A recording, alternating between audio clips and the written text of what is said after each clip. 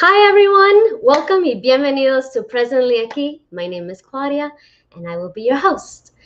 It is spring finally and the old has died, allowing for the new flowers within ourselves to blossom. I hope that you allow all those beautiful buds to come through you and dance in the sun.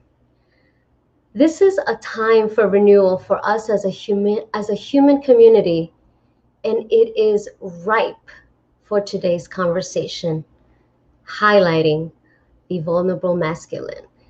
And oh my God, I'm so excited for this conversation.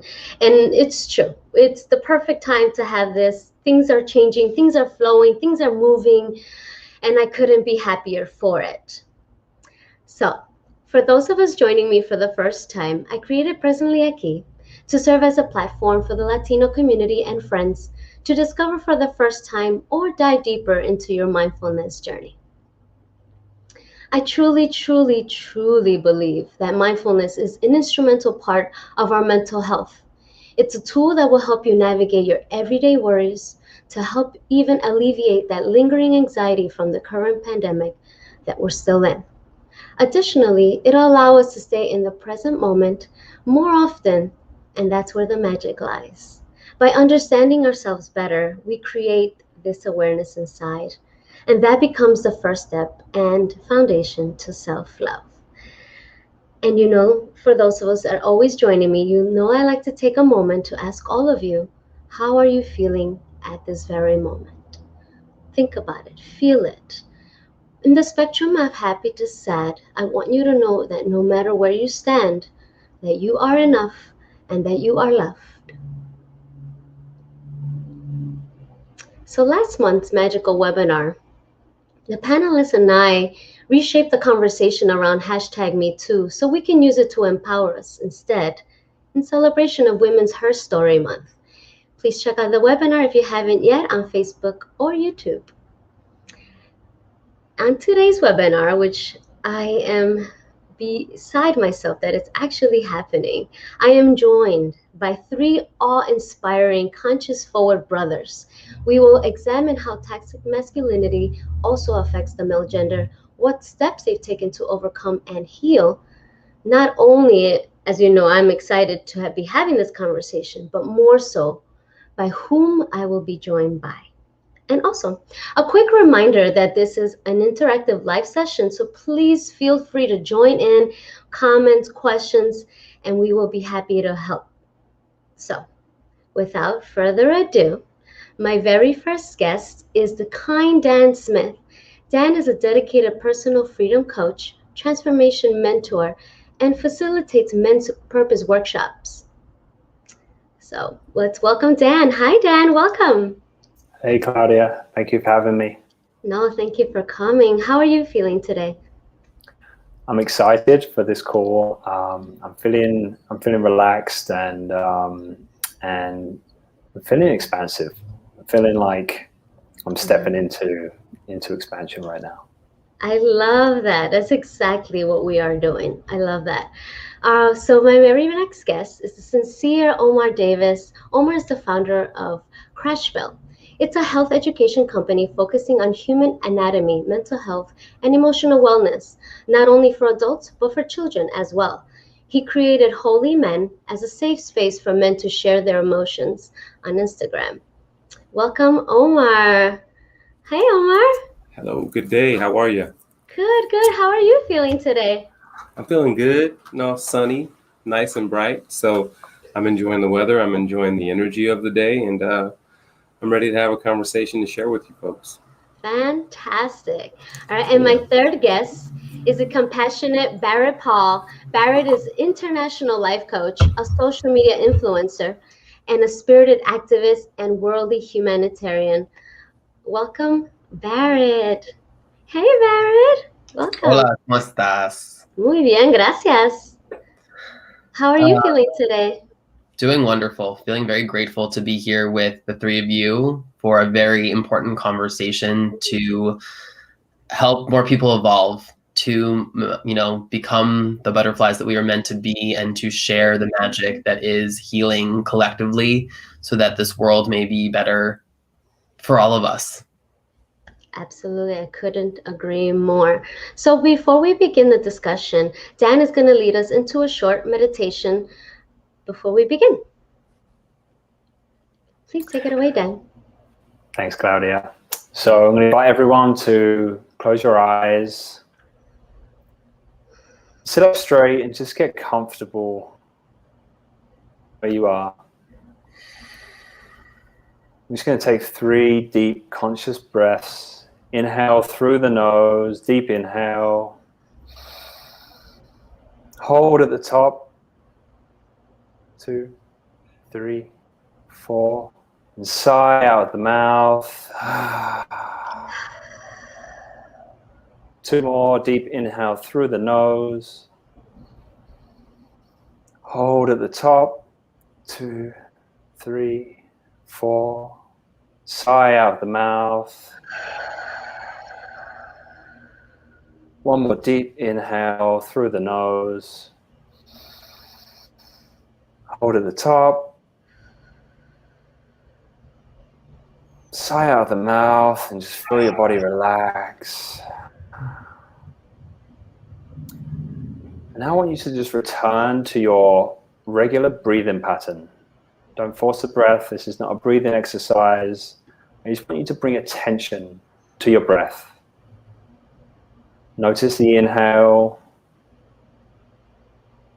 Notice the expansion of your chest, the in and out of your belly, the lungs filling up and emptying.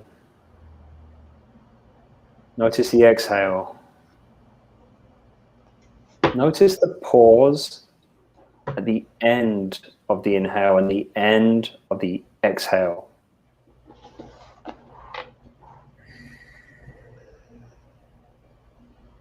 And if a thought or emotion comes up, just gently acknowledge it and let it go.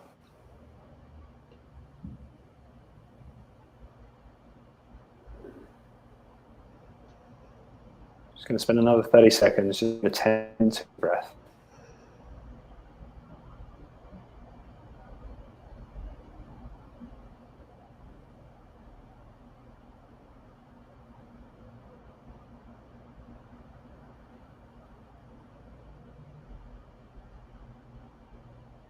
Nothing in this moment is more important than being right here, right now.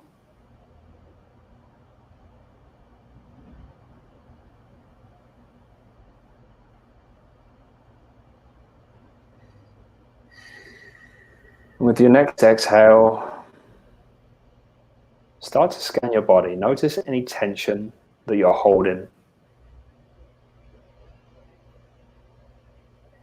in your face, in your jaw, in your neck and your shoulders. And as we scan the body and you notice the tension, just let go a little bit, start to relax. Maybe you have tension in your back, in your chest, in your abdomen.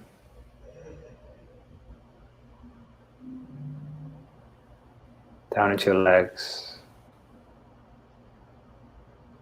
your feet, your toes. Notice your arms, your hands, your fingers. Just take this moment for yourself just to relax and become aware of your body.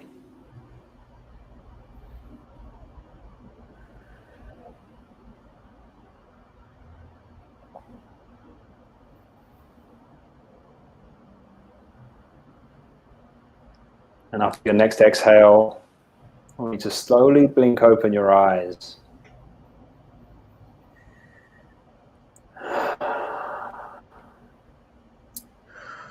Just move away from the screen for 1 minute and start to bring attention to the room, the space you're in, and pick out a couple of objects. Could be a pen, could be a coffee mug, a door handle. I want you to bring your attention to that object whilst releasing the meaning you have to it. I'm looking at a green highlighter now. I want to release the meaning that I give to that. what it's used for, and realize that it's just an object. Notice the shape, the colors, the texture, where it meets another object.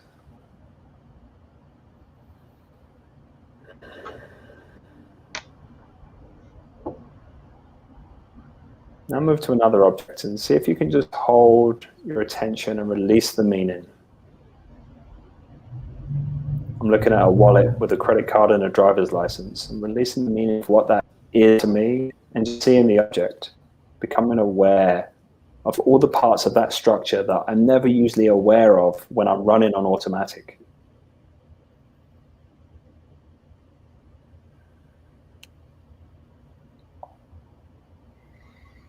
And lastly, we're going to go to one more object. Colors, textures, shapes.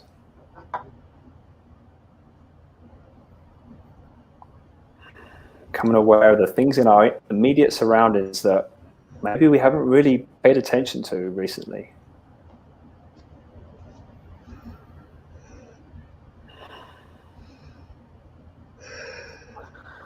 And then with one last deep, conscious, mindful breath together, deep inhale through the nose, hold,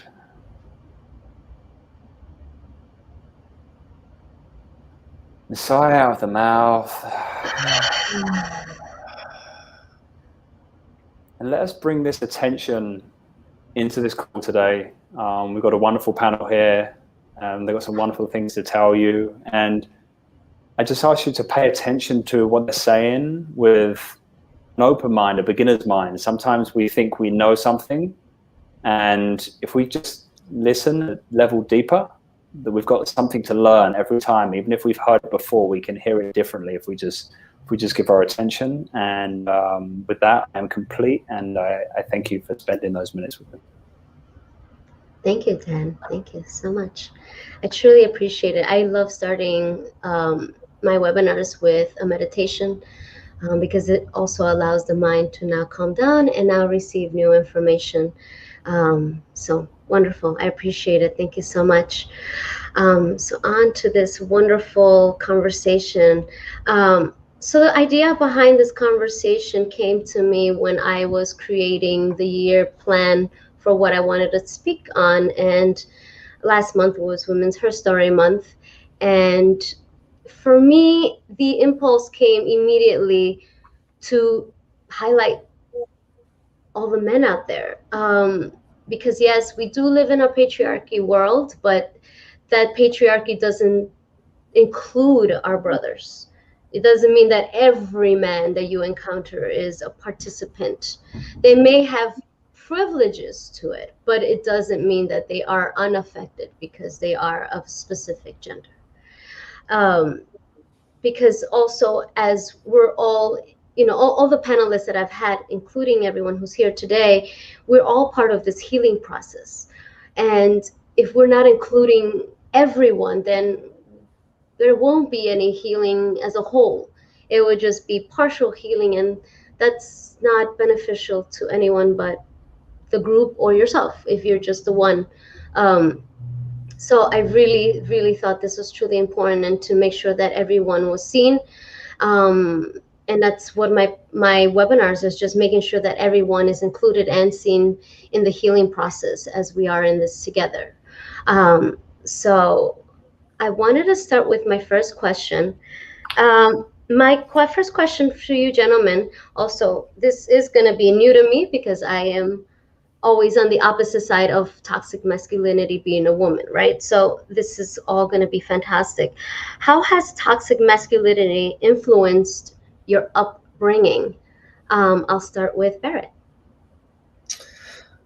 I mean, in every way, no. Toxic masculinity has been a part of, I think, men's culture, men's emotions, thoughts, patterns, up until today. And it's still a part of all of us in some ways, and deconstructing that's so important. I think one of the biggest ways that toxic masculinity affected me in my journey as a queer man is it forced me deeper and deeper into the metaphorical closet, because to be queer when I was a kid, it's, I think, changing a lot now, which is beautiful. But you know, back in the 90s and early 2000s, being queer was a bad thing. Like the word, you know, queer itself was considered derogatory. Like just that shift alone right now is beautiful. And because of, you know, being different for the ways that I still like to think of myself as different in a positive way, was singled out, bullied, picked on. And because I was then internalizing this thing to be negative as well, I then, you know, pushed parts of myself away that were more sensitive, that were more emotional, that were more fluid and in the feminine divine energy, which again, every man and woman has both masculine and feminine. So, you know, that's just one small part of it. And I don't want to spend the whole time talking, but that for me is definitely one of the biggest ways in which I see toxic masculinity affecting me and my upbringing, and still today within the communities that I exist in, because it's still very rampant within the queer community. Right. Thank you. Omar, how did it affect your upbringing? Oh, I mean, once again, in every way, right? Right. I mean, for me, it was pretty toxic, actually. I come from a very proud family. I grew up with my African American side, and we are from the projects, so it was rough. I was literally being bred to be a gangster and a pimp. So that's not healthy for any child. But the women in my family, thankfully, had the ability to see through that. But the way that it showed up with my uncles and my male influences were, you know, you couldn't be man enough, right? It's like, well, what the hell does that mean? And so it was confusing. It was unsettling because I knew that I felt emotions and I felt things, but then I would constantly have them devalidated just because of the perception of what you think feelings are, you know? And so it was really terrible. I mean, to be honest, I actually am grateful because the specific people who influenced me at those times, their lives were something that I was so far and away from and against, like that lifestyle and how they treated themselves and people around them, that seeing it actually made me move away from it even more. And, you know, that doesn't always happen for most men, but it got me into my feelings more. But it was very unsettling and very dangerous, violent, macho, all the things. And I'm originally from Texas, so it was very gunslinging. I learned how to shoot a gun at a very young age just to prove my manhood, you know. And I'm like, what? Shouldn't be doing that. So once again, just like Barrett said, in literally every way, it was just not a healthy experience. Right. Absolutely. And Dan, how would you like to share your experience? I know I love this because we're all coming from different upbringings, so this is phenomenal. Yeah, for me, I grew up in a very extremely toxic home environment. There was a lot of anger, and I've since learned, you know, 30 plus years later through the work I've done, that what was playing out there was that, you know, I was terrified at home. And, you know, as a baby, as a toddler. And what I learned was that if I have to be afraid of, you know, the people that are supposed to love and care about me the most, then when I went out into the big wide world, that everyone was out to get me. I didn't realize that consciously at the time. And so that came out in just, you know, unhealthy relationships with, you know, friends, school, intimate relationships. I had a lot of anger, and any time that I thought I was being attacked, right, I needed to defend myself, and it was, you know, I was so reactive.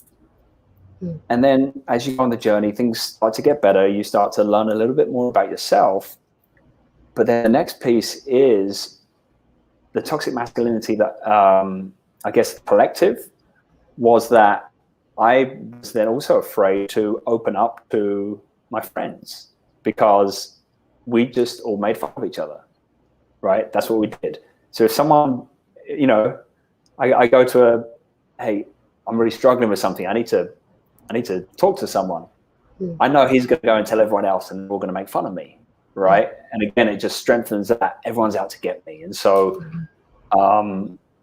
I, like a lot of men, I grew up in my own head, suffering in silence, which as we get into the conversation, we'll talk more about how that can manifest in many unhealthy ways. Right. No, thank you. Thank you so much. And as much as I would have loved to have a Latino man up here and talk about machismo, I did grow up with two brothers. They're younger than I am. And I don't know what it's like to be a man in a toxic masculine, but, still being in the same home, I can tell you that it was just exactly what all three of you have said. Repressing your feelings, not having someone to turn to.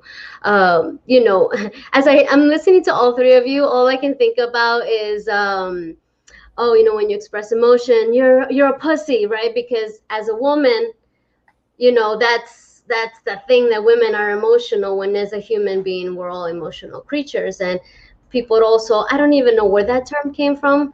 It should be like you're an ugly ball sack, because that's weaker than a pussy, right?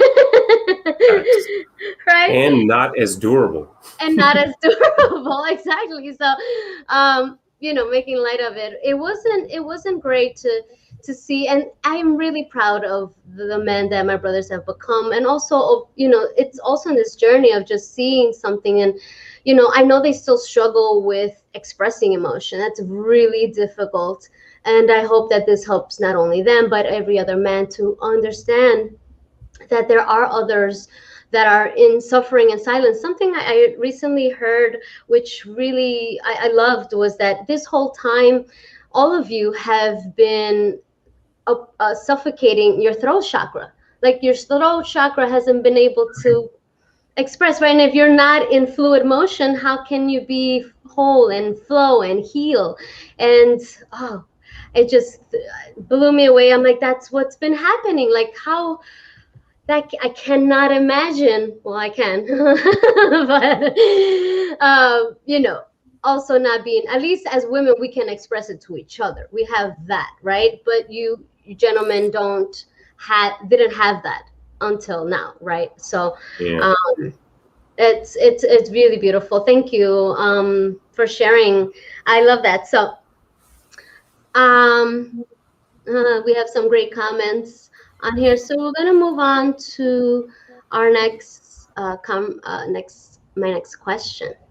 So my next question is, what was the pivotal moment in your life where you took control and decided to open up and being vulnerable? I'll start with you, Omar. Well, I've kind of always been vulnerable. That's kind of one of the things that didn't really make me mesh with my environment. I can play the part, I can be in the streets, and I was able to, be rough. But at the end of the day, like, I would literally cry after every time I got into a fight. Like, I would go home and be like, oh my God, I can't believe I hurt that person. And that even more so was my understanding that I did not like this, right? But my mother, she always encouraged me to express my feelings, because she saw that, going to that throat chakra idea that, we were only expressing anger and toughness, right? But there was no softness. There was no balance of any other poles of the body. So by her allowing me to always have space to express myself, I've always been transparent with my mom and my sister emotionally. And that naturally translated with my friends. But at the same time, that was always a boundary, because I wasn't really even able to understand my own emotions, right? Understanding what I was experiencing, what I was going through, the anger and the frustration I had from not having my father around, and, carrying that burden. And so, I'm actually grateful. I didn't really think about that until you just asked it. Like, I've actually always had the ability to be open and be vulnerable, and because I was an introvert as a child, I used to just watch everything, and I think that's my greatest skill to this day. You know, the power of observation and being able to not only observe what's going on the outside, but also with myself. Right. Like the moment I discovered that being vulnerable with myself was the first step, was the key. And that wasn't until I was actually like 29, maybe even 31, around that age. But, you know, as far as just being vulnerable, that's never been my issue. And I'm a Sagittarius, so we just be, you know, throwing up on everybody sometimes. Yeah. So, but yeah, I'm grateful to even reflect that you asked. Of course, of course. Barrett, what was your pivotal moment? Similar to Omar, I've always been quite vulnerable. I grew up with a mom who was very, you know, sensitive and open and flowy, hippie kind of parents. They had their fair share of problems, and they still do. You know, listening to everyone talk about their families, I'm like, there's definitely a common thread here of some crazy, toxic home life. But I think that that's kind of one of the things as a kid that you either, you know, retreat and become this dark ball, or you find the light because you have to as a means of survival. And that's something I really want to stress in this conversation, is that, you know, a lot of us, men, women, have been sitting in a survival space. And to get to a thriving space is very difficult because you don't even realize that you're in it half the time because you're so used to having to survive. And so for me,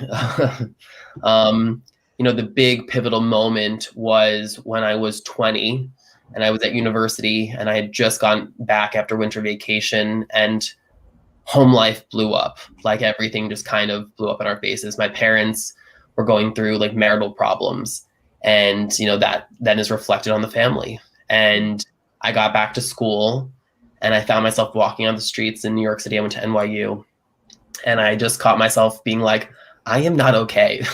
And I called my mom up, and I was just like, everything is not okay. I'm not okay. And I marched myself to the student health center and said, I need to speak to someone now, please. And they're like, can you wait a couple minutes? And I was like, no. And from there, I just remember going and leaning into my friends and knowing that you can go through this alone. I had been through so much on my own as a kid, going through all the bullying and that stuff. But to go through this on your own, when you've had communities built around loving who you authentically are. You know, university for me was that, finding those communities. My fraternity, my group of girlfriends, I just knew that I had to open up. And I told, you know, my girlfriends that I had gone to the health center and spoke to someone. I told my fraternity in like a big circle where you share, you know, what was going on in a way that most people I think were intimidated by. But the moment that I shared with both groups, I saw something shift amongst all my friends. And I saw more people start to open up and talk about things that had been hidden from all of us. And I realized in that moment, I can very much like remember visually where I was and what was happening. The power in being the person to start that conversation. And I just knew I could not stop there. And it's been my goal for the rest of my life on this planet, while I have this avatar, to lend some sort of safe healing space to as many people as possible, even if it's just for a couple seconds talking to a cashier. Like just acknowledging that a human is there is so important. So that was really the big one for me. And it's been a journey since, you know, till this day. And it's a journey from here until the end, because it's never done. Never done. Thank you for sharing. No, it's true. It's amazing. It's really truly amazing. The moment that sparks. I asked that question because, you know, that comes. It's that pivotal moment where you become aware of yourself, your environment, and I'm not okay with this. Yeah. I'm not okay with this. How can I change this? And it's really important. It doesn't matter if it's toxic masculinity. It's just the world we live in. I think it's so truly important to pay attention of your environment, who you are, how are you affecting the way you are. Does it affect others? Just having these crucial, important questions to ask yourself is really important, which is why, you know, this is such an important question. I love to hear what Dan has to share. Yeah, so like Omar, I'm a Sagittarius, and so there's many things I've been open about, and I love to spew over everyone. I remember looking at my friends, and they're just staring blankly away from me, and they're nodding their head. But I think the first step towards vulnerability really is for me was awareness and insight, because I wasn't aware. I was so in my head that I wasn't aware of what was going on in my heart. And so I think there are two key components. One was opening up awareness. And I remember that exact moment is when I was reading The Power of Now. There was just a moment about a third of the way through that book, and suddenly I woke up for the first time in 25 years. I'm like, whoa, there's a world outside of my head. And then at around the same time, I started with my first mentor coach, and Barrett touched on safety. It was the first time when I was with him where I felt safe, and I felt seen, and I felt heard, and that I wouldn't be judged, and that I could open up. And, you know, opening is, there's many layers that we get to move through in a lifetime. So that was the beginning of it. And, you know, today I'm still opening. I had a big experience back in October where I opened a bigger opening than I've ever had. But that was 12 years after starting the process. So, but that was the beginning.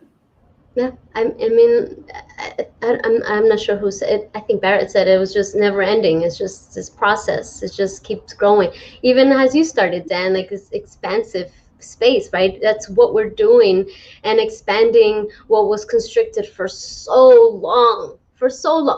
And this work and this sharing our views is so important. I do have a question or a long comment here. If you make yourself, sorry, go ahead, Omar. No, the comment. It's amazing, actually. It's a great question. If you make yourself vulnerable, doesn't that make it more easy to allow others to take advantage of you, have their way with you? I guess the origin of the culture of not being vulnerable harkens back to the days of the war, where you could not afford to be vulnerable, show any perceived weakness like that. 100%. 100%. Thank you so much for sharing that.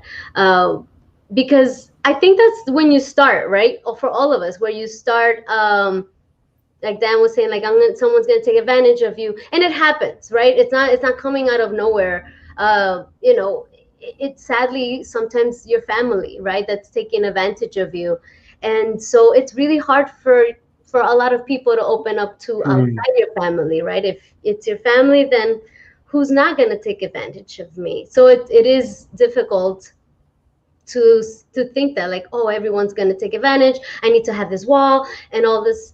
But actually, you know, that kind of brings me to a great thought. How did I'm even thinking, because I know all of you, now that we're growing and healing, we're not feeling that way. We're not feeling like, oh, I can't open up because people are going to take advantage of me.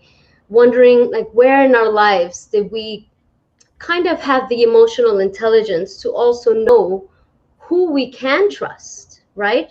Because we can be open even in this setting, right? I'm not asking you to give me personal details and then later on I'll be like, well, guess what?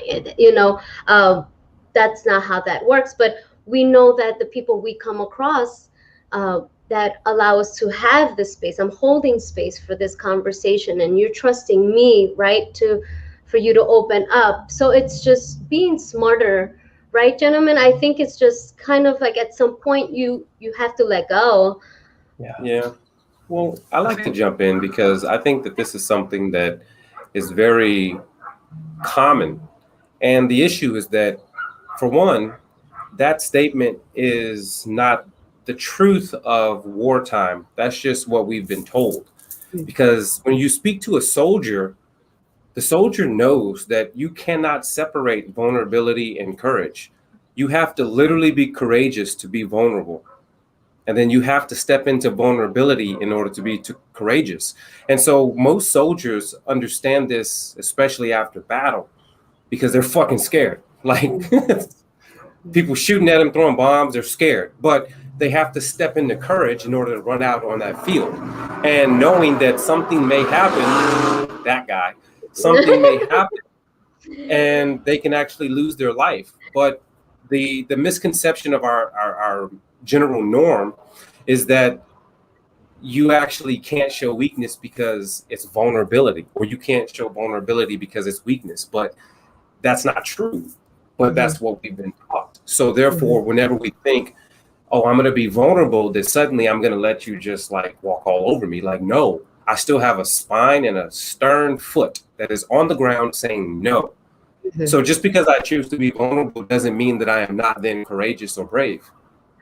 They're actually working in tandem. But because we have no emotional intelligence, we have no idea how to process, understand, feel, and then react without getting angry, then obviously it's going to be that. Because once again, if you get angry, then you lose your shit, right? Then, you know, you don't want to be too emotional, because going back to what you said about the vagina, you're suddenly a woman, right? And I'm like, no, that doesn't make me a woman. That just makes me a chemical byproduct of amino acids, damn it. Like, what? That's science talk, but that's what it is. And so I just wanted to say that, because I come from a family that they can't understand it. Like, I can't, only now my generation can talk about it. But my uncles will never admit ever, and even my dad, that your dad totally messed you up and you have emotional baggage and issues that you need to deal with. He's like, what are you talking about? Get out of here. I'm like, oh, okay, Dad, I'll go over there. Yeah, it's also knowing who's gonna listen, right? Because you could say things in this space until you're blue in the face, but the generation before us there's no door, there's no crack, you just have to let it be. You'll understand as you start to heal, and you want to help everybody, but you cannot. That's just life. But the ones that you can and collaborate, do so. But thank you for sharing, Omar. Anybody else wanted to add? I'd love to add on that quickly. There's a couple of layers here, right, to this vulnerability. One, we get to decide when we're going to be vulnerable, right? We're not saying, okay, I want you to walk outside and just be a big bundle of vulnerability, right? And open yourself to the world. Safety is very key. And so someone that you trust, right? And you get to tap into your intuition for that, but also somewhere where it's actually going to land, right? Like I said, so if I go to Omar, is he actually going to hear me? Is he going to understand me? And I get to make that decision, even if I don't believe he's going to take advantage of me. And then the second piece to this is, that's the first step. Okay, where am I going to be vulnerable? But then there's just the act of vulnerability, because if you're sitting in a safe space where someone is not going to take advantage of you as much as you believe, right? And it is going to land. They're going to hear you. They're going to see you. Still, do I have the courage to just be vulnerable in myself and open up to something that I've stuffed down for my entire life? Am I ready to deal with the emotion that's going to come to the surface and face it and move through it? So just my 2 cents. Barry, did you want to add? Yeah, I mean, I fully echo what both Dan and Omar have said. And I want anyone in here to really think about, the opposite of vulnerability is shame. And that is unfortunately where the patriarchy has really found their power, in us not feeling our true authentic selves and feeling insecurities, feeling ego, feeling that pain body really become a manifestation in our physical body, so that we are afraid to stand collectively together as even just men and say that most of us are not okay at some point in our lives. That's why men are far more likely to commit suicide than a female. It's a system that has been put in place that is, many people are, have said, it's not broken. It works exactly as it's supposed to. And that's why we do have war, and why soldiers are, actively recruited through manipulation tactics. Like, everything that's happening right now is this beautiful awakening. And the more people that really allow themselves to go, you know what? I'm not okay. And that's okay. The more we start to have people remove those multiple layers of shame, because it's not just one. Like, you think you've healed, and then something else comes along. Like Dan said, he had this beautiful new awakening 12 years later. I have one, I don't want to say all the time, but there's definitely new realizations you have where you're like, wow, that's that's wonderful that I've come to this conclusion, but I did not even know that that was going to be there, because you don't know what you don't know. Mm-hmm. So with that, remember, it's also important to have your boundaries and your limits with people. Just because you're now an open, sensitive, emotional, intelligence being doesn't mean that you are always supposed to be open and vulnerable to everyone. You have to protect your voice, you have to protect your power, and you have to protect your energy, so that the people that are ready for it will be there. And you won't have to talk to your blue in the face. You can talk till you're, a happy rosy color, and that person is ready to receive it and move forwards together. Because that's what we need now more than ever, is us to unite, come together to become a stronger unit, so that more people can be like, this is nice, this is pleasant. I don't need to be angry at everyone. I don't need to yell at everyone. I don't need to feel so volatile inside. Yeah. I mean, I could not agree more with everything that was just said. I mean, even though we're talking about one specific topic, it applies to everything. It really does. And that's the point. If anyone is tuned in before, what Barrett just said, it's underlying. It's just like seeing what else is there, like changing your perspective, the shame versus the vulnerable. Like, it's so important. That's why these conversations need to be had, because there isn't much space out there to be having these conversations in public, per se, in this platform. We all have our own social media, but it needs to be, we're here to show that it's a collaborative effort, right? It's not, I'm a man introducing these three men. No, I'm a woman. Unbeknownst to me what happens to them in their lives. But I want to know, because how can I help you as well as you're helping me, right? It's a two-way street. And also, I'm not saying this to put myself anywhere high. I'm just saying I'm not the average woman, but the average woman and the people. I also have the power of observation, and I listen. And I thought this was really important, because a lot of women, I'm really just tired of that all conditioning. Oh man, oh man. It's just, I don't want to hear it, because it's not. It's just, who are you choosing? It's also you. You are choosing specific energy to come into your life. It is in the form of a male, then it's in the form of a male, right? But don't be blaming our brothers, because they're working really hard and they're also struggling as we've been struggling. So this is why this is so important. So thank you, the three of you, and for Coley Orton for that great comment of starting this unexpected conversation. So thank you. So my last question for today is, how was your healing path? How has your healing path manifested within you? So I'll let Dan start. Can you clarify the question? Sure. Sure. What I'm asking is, when you started your healing path, how did it manifest within you that made you now have other ways to help other beings in their ways? How has it shown up for you? How has your healing shown up for you for a more joyous and more giving self to what's the word, to wow, it's just skipping and the word is leaving me, to kind of not donate but include and to add on to. Yeah, I can. Where I'm at today and what I'm doing, helping others.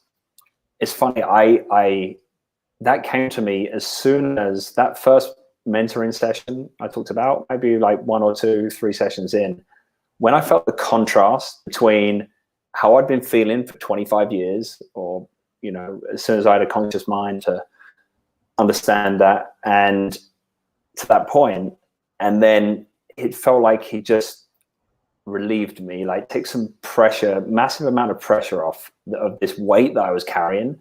And because it was such a huge contrast, and also cognitively me starting to understand myself and the world around me a little bit more, that felt so freaking good that I'm like, I want to do what you just did for other people. I wasn't ready to do it then. I thought that's what I was going to do, within a year, but that just wasn't the case. I wasn't ready. I had so much stuff to work out. And I think the path to healing is, the way I approached it was, okay, I can work with a mentor, I can meditate, I can read spiritual text. What about if I do twice the amount of sessions and I meditate for longer and I read more books? Maybe I can just hammer out this path quicker. Mm. But that's not the case, right? There's no formula, right? See, I'm not cracking up there. There's no formula. It's messy, and there's never a completion. Mm-hmm. There's always another layer to release, new patterns to recognize, and that is a lifelong process. And so it took me a while to get that, quite honestly. And to be honest, the first 10 years of my healing journey, I didn't even realize I was on a healing journey. I thought I was on a personal growth, personal development, entrepreneurship journey, is what I thought I was in. And it took me, I'm from England, we're a little bit slow. It took me maybe 8 years of being on that journey, committed to that journey, to realize this is a healing journey. This is a journey back to reclaim my wholeness and to be able to show up as my authentic, unapologetic self. I'm not sure if I'm answering your question here, but this is what's coming up for me. Mm-hmm. No, it is. I'm sorry if it was a vague question, but I did have some amazing comments here. Edwin says, "Thank you, Dan." Jacob, "Shame no more." And Edwin, again, great conversation. So I love it. I love that people are taking in what we're giving. Barrett, did you want to continue on how has the healing process manifested in your life? Sure. So I think an important thing to talk about with this is the actual physical manifestation for myself. I think if you are queer, the idea of coming out is very, accepted. However, I talk about the idea that everyone has a coming out to do, and it doesn't have to be about your sexuality. Mm-hmm. We all have something, again, going back to shame, that we are ashamed of, and releasing that and owning the power of it so that it is not owning you is so important. And that narrative then becomes your narrative, how you want it to be, not what you think it has to be. And in 2000, there's been so many things, but I really accredit this to the beginning of my entire life from this point on. In 2016, I went on the Pacific Crest Trail. And for anyone who doesn't know, that's a trail that goes from the border of Mexico in the US to the border of Canada and the US. And over the course of 45 days, I hiked 800 miles with a backpack. And when your sole mission is to survive, because it's a means of survival, you have to hike to water so that you have water to drink. You pack out your food. You have, your tent and 2 pairs of underwear. When you strip yourself of all these things and remember that life is so simple, but we have overcomplicated it as humans in these capitalistic, consumer-based, worlds that really rape other countries of their resources, of their humanity, it kind of knocks you back into reality. And I'm a big fan of nature and getting back to nature in the ways that we can. Mm-hmm. I actually listened to Power of Now while I was hiking. Mm-hmm. So I know that book in Eckhart Tolle, however you want to pronounce it, quite well. And I think anyone kind of in this world is very much that's one you have to read. That and A New Earth is the book that I would give to everyone in the world if I could. And then, from there, it was the beginning of my journey traveling the world kind of solo by myself, doing humanitarian work, tapping into different parts of myself by meeting different people around the world and realizing we are far more alike than we are different. And no matter what you look like, what you identify as, we are all just human beings. And the more that you can come back to that and remember that just waking up is a gift, gratitude is a huge one for me. Then you are going to find that healing. And as you continue to journey inward, There's a metaphor of journeying outward as well, but I think the journey is truly inward. And I don't know if this is going to be too controversial, but I'm a big fan of also, psychedelics and looking at the different medicinal purposes there. And I think that we need to have this conversation out loud so that more people destigmatize these things, because we use pharmaceuticals that are addictive and awful for you. And these things have incredible life-altering powers in the matter of an hour. And so, again, it was journeying inward, but also journeying outward to meet my global community of humans, and just getting to sit here and understanding that this is the most important moment of my life, because it's the only moment that exists. We have no other moment but the present, and it's a gift. That's why it's called the present.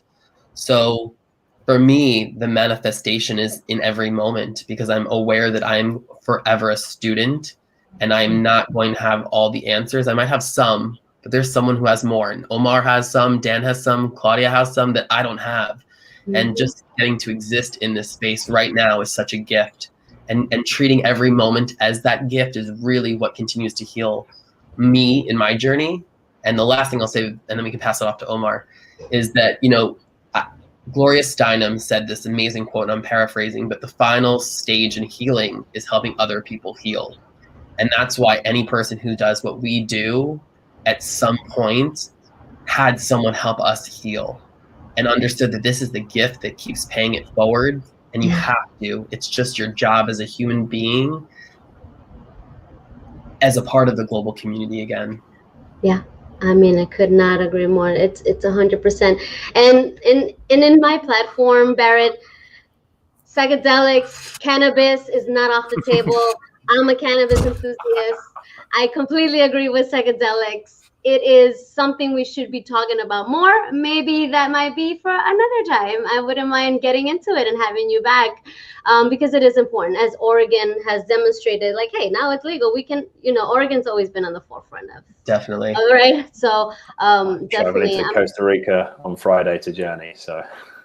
Fantastic. It's going to be wonderful. More opening, more expansion for you, Dan. That's going to be. What are you doing in Costa Rica? Aya. Okay. Awesome. Okay. Yeah, of course. Amazing. Omar, how has the healing path manifested for you? A lot of ways, actually. Even going to the aspect of psychedelics. I experimented with them at a very young age. And I'm not going to even sugarcoat it. I learned the secrets of the universe by watching dust flutter through the blinds. We know nothing. Everything is in front of us, but we know nothing. What? And so just having a journey of that actually helped to put me on the path of my healing, because with those specific things, they definitely opened me up in ways to question more. But I will say that my path definitely changed. I was a music production artist. I had my own company. We were all music. We had contracts. So, we had deals going on. It was a super toxic environment, being an artist, clubbing, partying, recording, everybody. We had a studio down in Dumbo, so we thought we were even that much more amazing. And I realized at that point that something needed to change. And I actually put myself through school to go back to school for massage therapy. And I didn't really know what I was getting myself into. I just know that I needed to make a shift. And the universe was kind of throwing these opportunities in my lap. And I was like, well, let's just go check it out, see what happens, right? And I literally walked out completely enrolled. And I was like, wait, what just happened? What is this that's happening in my life right now? My whole life is suddenly I got this new plan to go to school when I'm a single dad. I'm I have no idea what I'm doing right now, because school is definitely not an option. How the hell am I going to pay for this and still be a father, right? And so, and my company was doing super amazing. So it's what are you doing, Omar? But the universe knows, right? But it was literally learning pre-med, learning the entire human system. And once I the day one, it was myology, which is the study of bones. I did not believe my teacher that we had over 200 bones in our body. I was like, you're a liar. No way. And she's like, what are you talking about? Look, it's right here. I'm going to show you. And by the end of that class, I was like, this is amazing. Like, what am I? The hell? Who am I? Like, I don't even know who I am. I don't even know what I am. I have this many bones. Where are they? That's crazy. And so from that moment on, I literally just dove into the education and learning about the human system, about the human anatomy, every possible thing that we know, not just Westernized, but I studied Eastern. I started studying quantum physics, metaphysics, all these things that other cultures were really big into. And from that moment, I started then practicing. I literally became an alchemist because I'm like, what? Alchemy? What the fuck is that? I want to know. A la chem, which is, chemistry. And so once Ancient Egypt. exactly, right? And my heritage is Mayan. And so on the spiritual tip, my ancestry, my family, my spirit guide started waking me the hell up. And so that was a whole nother part of the journey, being something that once I was awakened to who am I? What am I in? What is this system? And I learned about all the systems of the body. And it suddenly hit me. I was like, holy shit, we are machines. And whenever Barrett said the avatar earlier, it's literally that. Like, your body is only made from only atoms, which is only light and space and electromagnetic frequencies. The fuck? So at that point, I was like, you guys are liars, bro. Like, I don't know what you're talking about. But this take your pill shit, this like whole thing that you guys have set up, you guys are liars. Yep. And from that moment, it was in neurology class. They were teaching us about the brain. They were teaching that your brain is plastic. It can learn anything as long as you put the focus and consistency in your practice. And I was like, I have never been told that. In fact, I've been always told, don't try it. You ain't shit. Don't do shit because you ain't going to ever be shit. And that's all I've ever known. And so you're telling me they were lying also? And so she was like, yeah, and you can do anything, young man. And I'm like, son of a bitch, I got to tell somebody. And I started my whole company from that. I was like, I got to start writing curriculum for kids. Kids have to know this. They can't grow up like us. Yes. And so that's been my mission ever since. And it was literally that fucking anatomy book. I still have it to this day. It changed everything. Yeah. Everything. Wow. That's incredible stories. I mean, what the common thread here is that, we not woke up, because I feel like some of us have always known, we just didn't have we didn't make sense out of what was happening, right? There was no terminology for the things that we already naturally being or doing.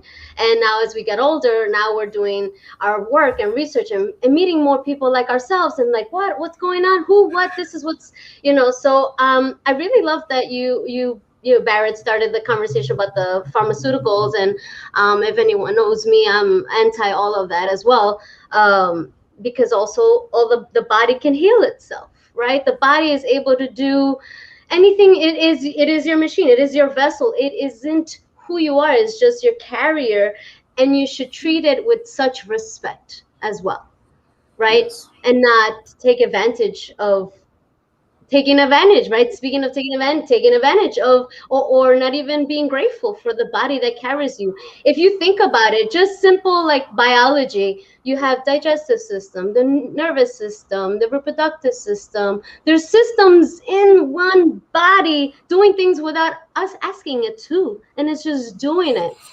And I always think about this. How many times in the day or a week do you say thank you, body? Thank you for all the things that you do that I don't even ask you to. The respiratory, like breathing, heart, everything. It's just incredible. But that the vessel is so incredible. So imagine who we truly are. Our authentic selves is just something incredible. If this special little box that has us in here is magical, imagine who we truly are, right? And that's why I'm really glad that it kind of veered in this path, because it just, what the mission here for Presently Aqui is to show everyone and present that this magical, amazing love that exists within all of us, and to peel away like an onion all the things that we were conditioned that aren't true about who we are, that take away our love to ourselves and to others. So thank you, gentlemen, for having that. And actually, this is a great pivot point to let Barrett do his mindful gratitude exercise, if you don't mind. Sure. So this is how I like to end or start any interaction with anyone I come into contact with at any point throughout the day. And I truly mean anyone, from, again, cashier, a janitor, your friends. I particularly like to start my day with this. Like, it's the first thing I do when I wake up. I try to turn off my alarm, throw my phone, and then say 5 things I'm grateful for, as just a moment to set the intention for the day, because we have so much in our lives that we take for granted. And when you think about what you have, you live in abundance rather than scarcity, which means more abundance comes to you. So I would love to hear everyone's 5 gratefuls, and I have a rule that you are not allowed to repeat what someone else has said, because the idea is that we are going to remind each other of things we are grateful for, as each one of us says 5 things we are grateful for. So I'll gladly go last. Claudia, you've allowed all of us to start, so why don't you start us off with 5 things you're grateful for today? Fantastic. Anything. It could be anything. I am grateful that I have this space to hold these conversations. I am grateful to have met the 3 of you. I am grateful to myself to be in this space, to have Presently Aqui, to meet all of you. And I'm grateful to the breath of life. The breath of life is, goodness, that was one of the psychedelics that I breathed in, and I was like, oh my God, I didn't know this whole time. Breathing is, but literally. And my 5th one is, thank you to the world shifting. Thank you for allowing for these conversations to occur. I know that 10 years ago, we couldn't be having this in social media or in public, or even be looked sideways, like, what are they talking about? But it's right. That's why I started to write for this. And so thankful to all of you for shifting and opening up your mind. So those are my 5. Dan, would you like to go next? I'd love to. I am, something I was hoping we'd get to in this conversation, and we ran out of time, is I'm very grateful to my girlfriend Claudia, because we talked a lot about masculinity. Not me. Not this one. We talked a lot about the masculine, but the feminine, like coming together with the feminine, there's a lot of healing that's come from my relationship. So extremely grateful for that. I'm grateful for all of the teachers and the mentors in my life that have taken the path before me. I am grateful for the feeling of the sun on my skin. Went for a nice little Southern California walk before I join you guys, just to sense myself. I am grateful for the books that I read. There's so much power, especially The Power of Now. That's what started my journey. So I am especially grateful to Eckhart Tolle, whatever his name is, German dude. Right. Yeah, I agree. And I'm especially grateful also for Grandmother Aya, who I'm going to revisit in this Sunday. Will be the first sit of 3, so game changer for me, life changing. So grateful, so much gratitude. Yeah, amazing. So for those that don't know, Aya is ayahuasca. It's in short for Aya. But Omar, please. Or dimethyltryptamine, grateful. I'm actually super grateful for this. I'm grateful for Barrett even allowing us to have it. It's a practice of mine, so to hear somebody else do it, I'm like, awesome. I'm grateful for my heart. I'm grateful for the challenges that I can recognize within my family dynamic. I'm grateful for my 2 kids, because they continuously show me where I may not have full control of my own self. I'm grateful for my partner for, always, well, you know what? I'm grateful for us being able to individually grow. I don't have to be responsible for her growth. she's just doing that shit, and I'm so grateful for that. It's amazing. And I'm grateful for community, my students, and whatever grade age they are. I'm just grateful to be in community, being able to share my gifts. I don't know how many that was. I usually just keep going, and I start with 5. It's like 78. Right. I guess one more. I'm grateful for this sky that I'm looking at beyond the computer. It is definitely it is amazing. Yeah, I wish you can see it bouncing off my face, but it is amazing, and the camera won't do it justice. Right. It never does. It never does. It never does. No. Barrett, let's hear your. I'm grateful that we all woke up this morning and had another opportunity to share our stories, to share our hearts, to share this space. I don't think enough people understand how just waking up is a gift. I'm grateful for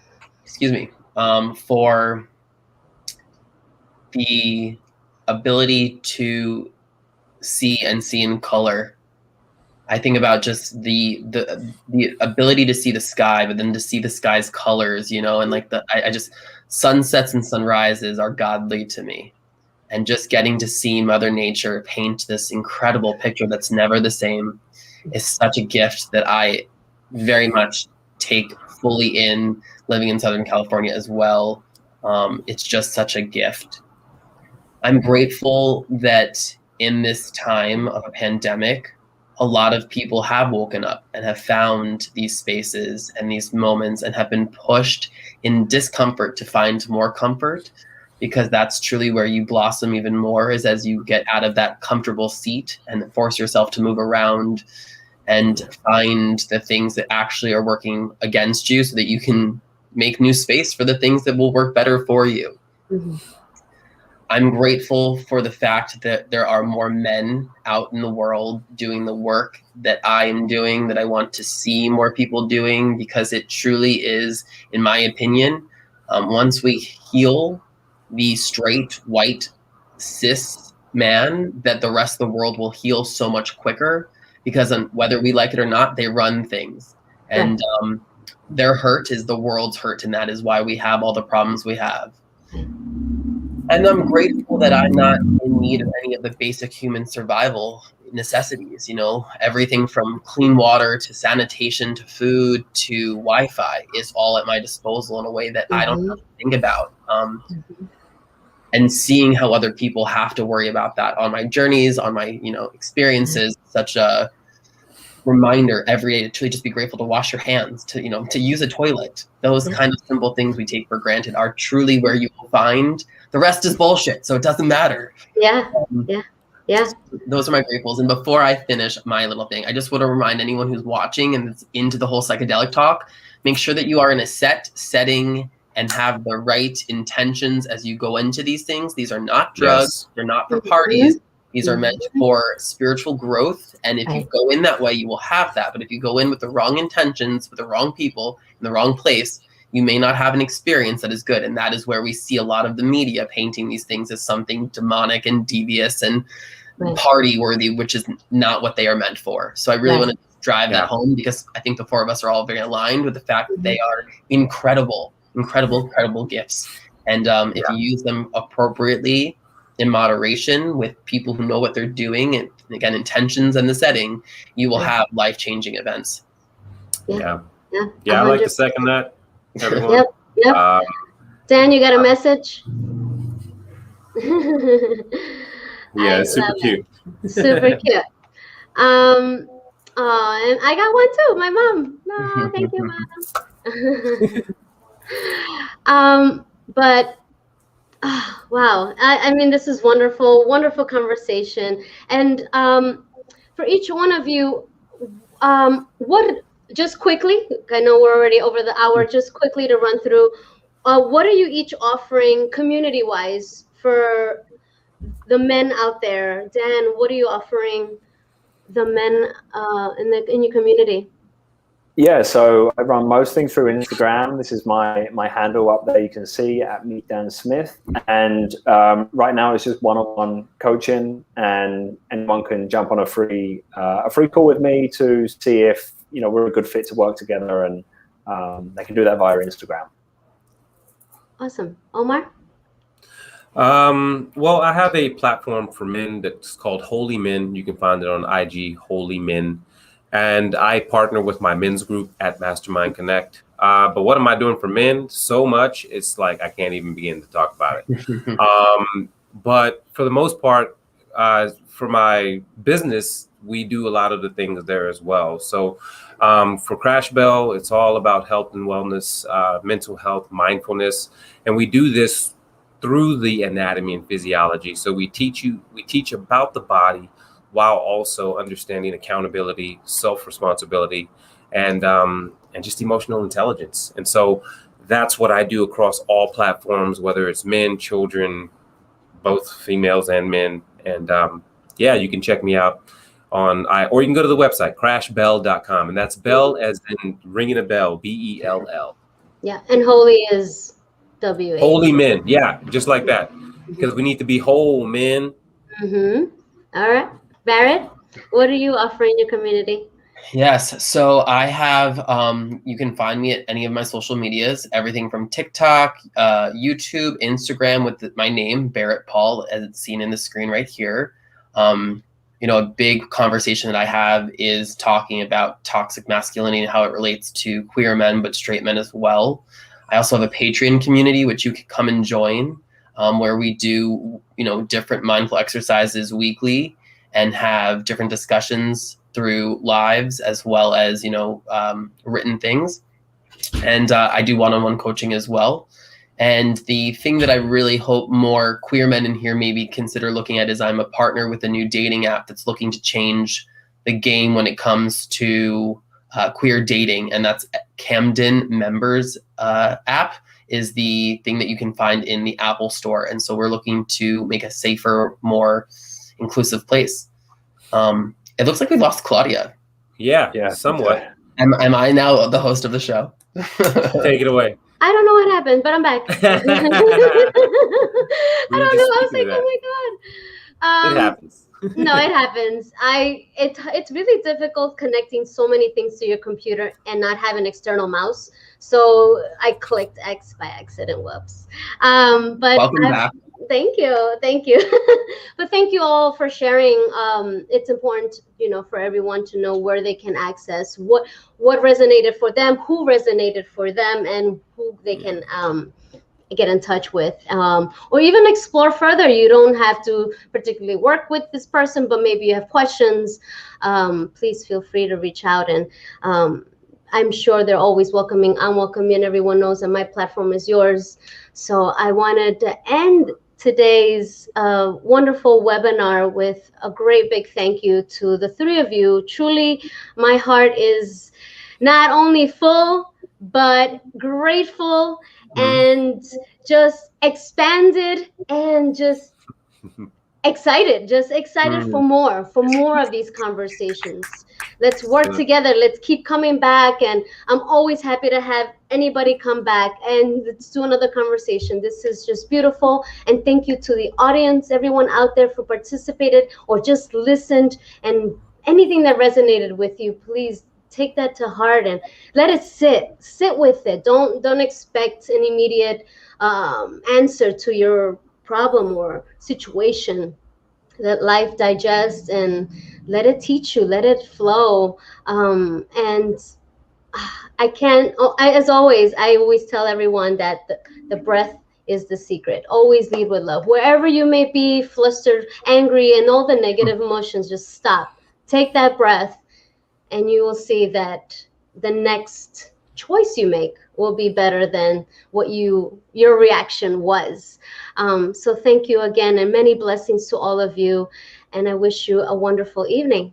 Thank you. Thank you. Thank you. Thank you very much for having me.